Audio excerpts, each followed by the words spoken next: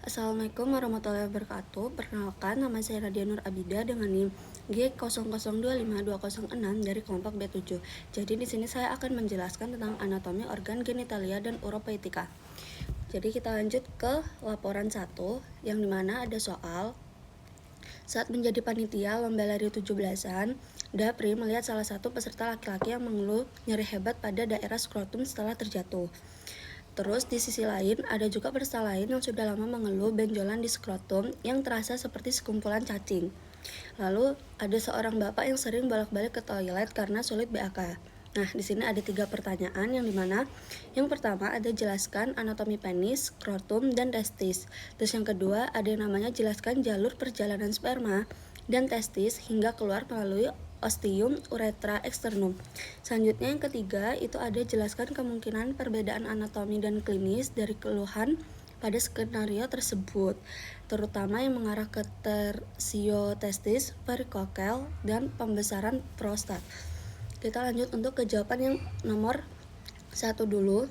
Yang pertama itu ada untuk struktur penis, testis, maupun skrotum. Nah, kita masuk ke bagian penis terlebih dahulu. Yang dimana di penis ini, dia tuh pertama terdapat adalah crus penis. Crus penis tuh ini. Nah, selanjutnya kita lanjut ke bulbus. Bulbus penis ini, di bagian atas bulbus penis ke atas ini namanya corpus spongiosum penis. Terus kita lanjut ke bagian sini yaitu ada namanya corpora cavernosa penis. Kita lanjut di bagian ini namanya gland penis. Terus kita lanjut ke bagian skrotum. Nah, ini skrotum dimana dia itu terdiri dari 9 lapisan. Yang pertama itu ada dartos, fascia of scrotum, terus ada namanya fascia sperma eksternal, terus habis ada namanya Kressmaster muscle and fascia, terus habis ada namanya fascia spermatica internal yang ini, terus habis itu ada namanya parietal layer of tunica vaginalis testis.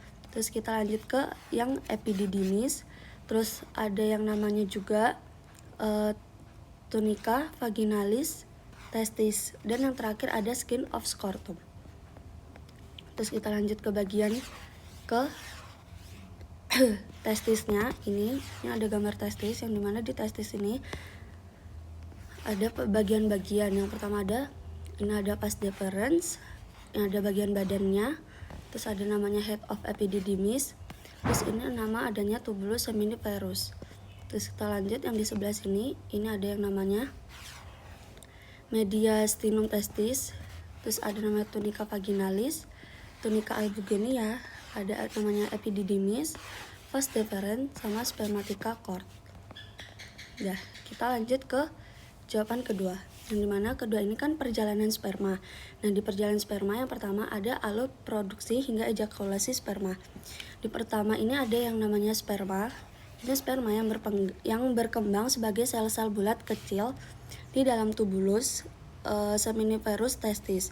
Terus kita lanjut ke yang kedua ini sperma menjadi matang akibat stimulasi hormon yang diproduksi di testis dan di kelenjar pituitari otak. Terus kita lanjut ke bagian yang gambar nomor 3, yang dimana ini spermanya ini bergerak ke epididymis dan berkembang lebih jauh.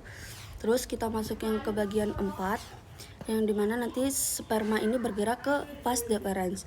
Kita lanjut ke bagian gambar 5 ini, yang dimana nanti sperma ini bergerak ke vesikula seminalis untuk bercampur dengan cairan sperma yang kaya gizinya. Terus habis itu kita lanjut ke yang nomor 6, gambar 6 ini yang dimana sperma ini bergerak ke kelenjar prostat dan bercampur dengan cairan prostat. Dan yang terakhir ada namanya sperma yang keluar melalui uretra saat ejakulasi. Nah, di sini juga ada yang dimana testis sendiri, dia itu sperma yang dibentuk di tubulus seminiferus, sedangkan di epididymis itu sperma yang matang dan disimpan sementara. Selanjutnya di vas deferens ini dia tuh sperma yang didorong peristaltik menuju ke atas. Terus habis ada yang namanya vesicula seminalis, yang dimana dia tuh ditambahkan cairan nutrisi atau fruktosa. Terus habis itu ada ductus ejaculatorius, yang dimana itu jalur penghubung ke prostat kan. Terus nanti di prostat ini bakal ditambah cairan yang mengaktifkan dan melindungi sperma. lanjut ke uretra yang dimana dia tuh saluran akhir menuju luar. Terus yang setelah itu yang terakhir ada ostium uretra exterum yang dimana dia tuh sperma yang keluar dari tubuh. Lalu kita lanjut ke bagian perbedaan anatomi dan klinis. Nah, ini ada yang namanya torsiotestis terlebih dahulu. Anatominya ini dia tuh nanti terjadi puntiran pada funiculus spermaticus. Terus ada pembuluh darah yang terjepit dan nanti aliran darah ke testis itu bakal berhenti dan menjadi iskemia. Kita disebut iskemia. Nah, klinisnya ini dia tuh nanti nyerinya tuh bakal sangat hebat, terus nanti bakal mendadak dan misalnya setelah jatuh, terus nanti testis ini tampak lebih tinggi, terus refleks Kressmasternya ini bakal hilang. Terus kita lanjut ke bagian yang varicocele yang dimana anatominya sendiri dia tuh pelebaran vena plexus pampiniformis. Nanti terus habis itu yang ada aliran balik darah yang terganggu sering di sisi kirinya. Nah, di klinisnya tersebut ini nanti dia tuh teraba seperti sekumpulan cacing, terus nanti nyerinya itu tumpul atau ringan, terus dia tuh lebih jelas saat berdiri atau mengejan. Terus kita lanjut ke bagian nomor 3 yang dimana itu hiperplasia prostat jinak. Nah, dimana anatominya sendiri tuh nanti dia tuh pembesaran prostat menekan uretra, pars prostatica, terus habis itu dia juga bisa menghambat aliran urin. Nah, klinisnya sendiri dia tuh nanti sering BAK, terutama di malam hari. Nah, nanti ada pencairan urin lemah, terus habis ada sulit memulai atau terasa tidak tuntas. Kita lanjut ke bagian laporan nomor 2. Nah, di laporan nomor 2 sendiri soalnya ini dia tuh saat acara camping Miko sudah menahan kencing sejak sore karena toilet umum antri panjang. Malamnya ia mengeluh nyeri pinggang yang menjalar ke bawah, anyang-anyangan dan merasa BAK tidak lampias. Nah, keesokan paginya terus temannya ini panik karena Miko bolak-balik ke toilet sambil memegangi pinggang seperti sedang audisi sinetron. Nah, untuk pertanyaan sendirinya itu ada 2. Yang pertama itu jelaskan pembagian organ sistem uropoetika dan fungsi umum masing-masing organnya. Terus yang kedua itu jelaskan alur perjalanan urin mulai dari ren hingga keluar melalui uretra, serta sebutkan bagian-bagian yang dilalui. Nah, kita bakal masuk ke pembagian organ sendiri ya.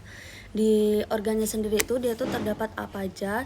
Yang pertama ada yang namanya ren atau ginjal, terus habis itu ada namanya ureter, terus ada namanya vesika urinaria atau kandung kemih, dan ada yang namanya uretra.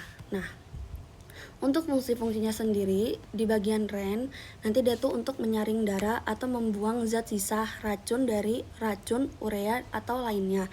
Nah, terus dia tuh juga bisa fungsinya untuk membentuk urin dan dia tuh mengatur juga dari kadar airnya, terus dari elektrolitnya mau Na ataupun kalium. Terus habis ada tekanan darahnya.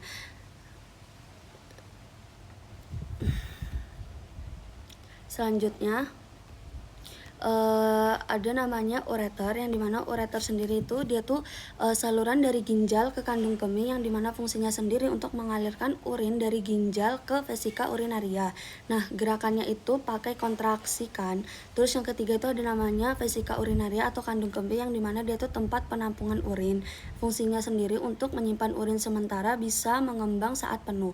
Terus yang terakhir itu ada uretra yaitu saluran terakhir yang dimana fungsinya itu untuk mengeluarkan urin keluar tubuh.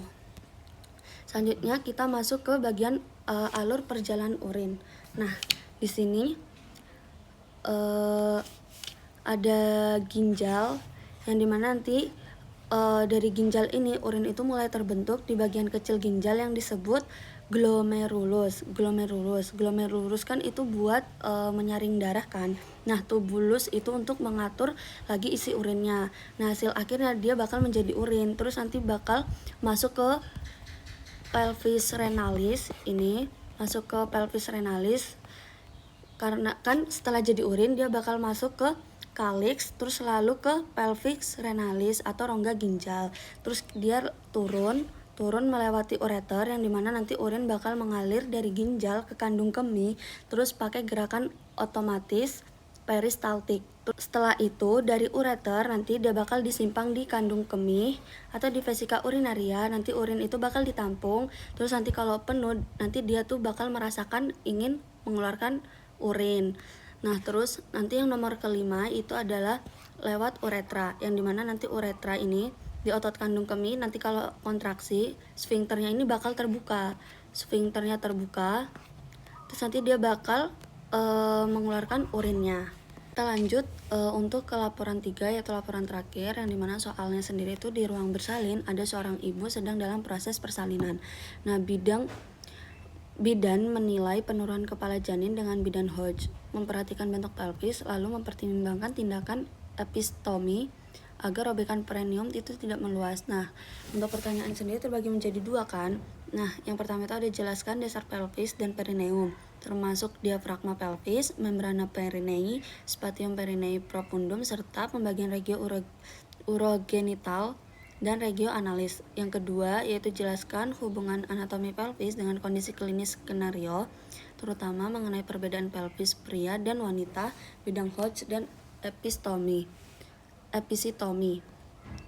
Nah, kita masuk ke dasarnya duluan, yaitu dasar pelvis dan perineum. Yang dimana dasar pelvis sendiri dia itu bagian paling bawah dari rongga panggul yang berfungsi untuk sebagai penyangga organ-organ seperti kandung kemih, uterus maupun rektum. Selanjutnya kita masuk ke dasar perineum, yang dimana dia tuh bagian dari jaringan di daerah perineum, area antara vagina dan anus pada wanita yang berfungsi sebagai penopang struktur panggul dan organ sekitarnya.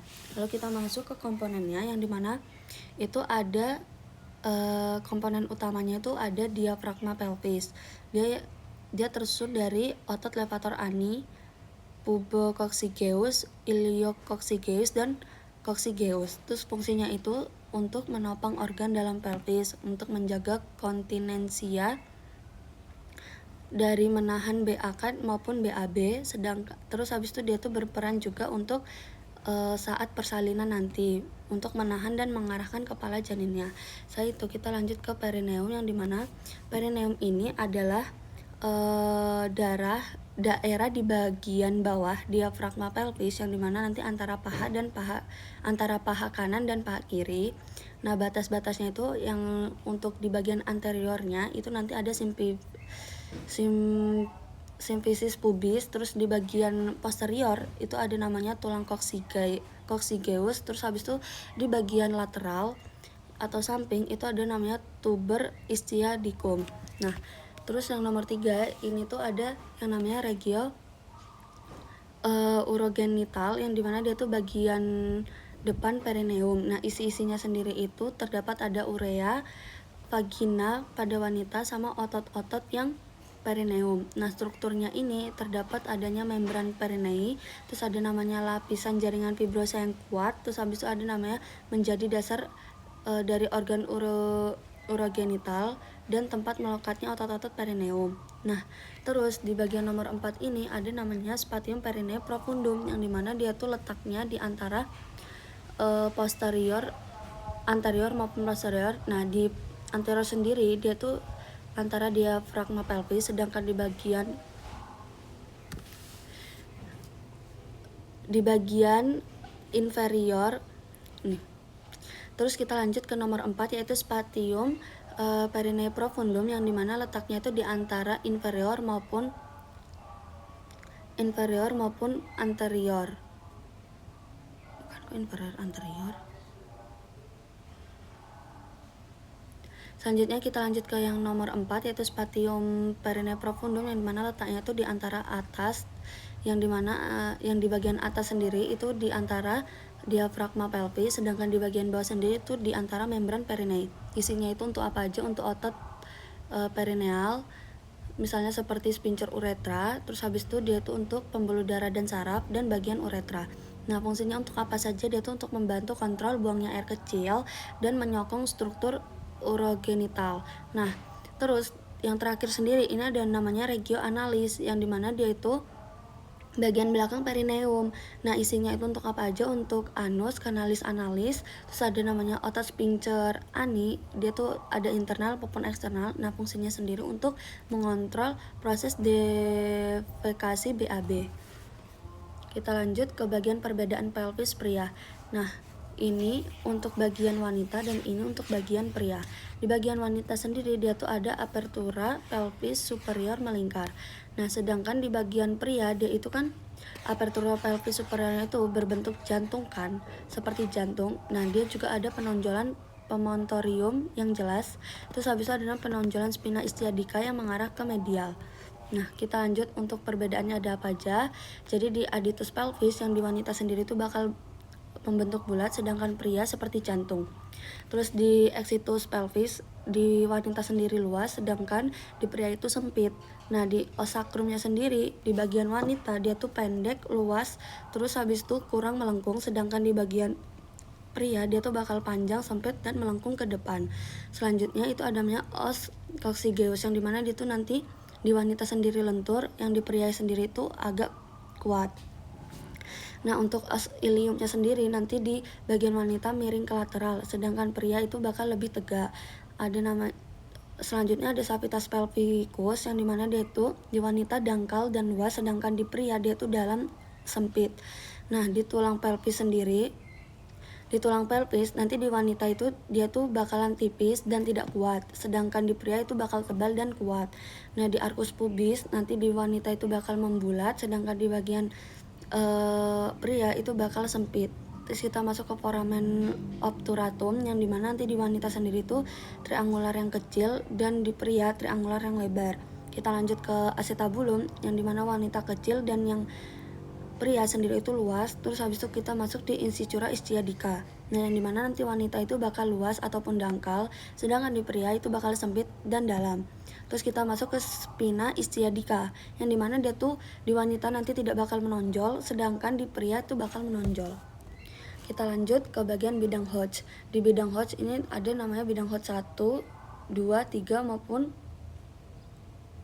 4. Yang dimana di bidang Hodge 1 nanti dia tuh bakal ditarik setinggi aditus pelvis. Nanti di bidang Hodge 2 dia tuh bakal ditarik melalui tepi bawahnya simfisis osis pubis, terus sejajar ke bidang Hodge 1. Terus habis itu masuk ke bidang Hodge 3 yang ditarik setinggi spina istiadica dan bakal sejajar dengan bidang Hodge 1 dan 2. Lalu kita lanjut ke bidang Hodge 4 yang ditarik setinggi os coccygeus dan sejajar dengan bidang Hodge 1 dan 2 dan 3. Lalu kita masuk ke episiotomi, di mana episiotomi ini nanti selama melahirkan perineum ini bakal meregang dan akan robek. Nah, untuk mencegah rupturnya musculus sphincter ani, dia tuh melakukan episiotomi. Ada 2 tipe episiotomi, yaitu episiotomi median dan mediolateral. Di pada episiotomi median nanti sayatannya itu dimulai pada garis tengah komisura posterior yang lurus ke bawah tetapi tidak sampai mengenai serabut sphincter ani. Sedangkan pada episiotomi mediolateral itu nanti sayatannya dimulai dari 45 derajat dari midline. Nah, untuk penjelasannya sudah selesai. Dari saya mohon maaf apabila kurang jelas dan apabila banyak salah dalam penjelasan. Sekian dari saya. Wassalamualaikum warahmatullahi wabarakatuh.